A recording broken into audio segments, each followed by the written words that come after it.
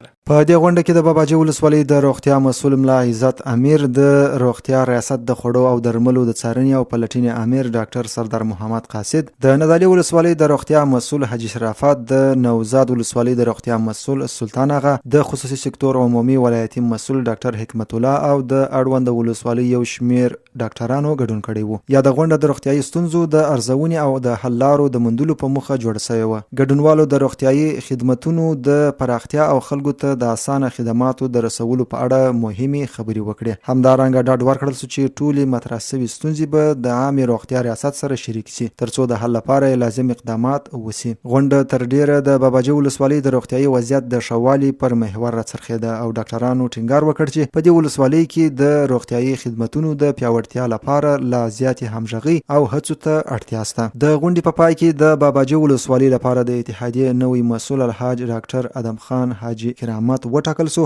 او ټولو ګډونوالو ورته د بریالي خدمت دعاوې وکړې.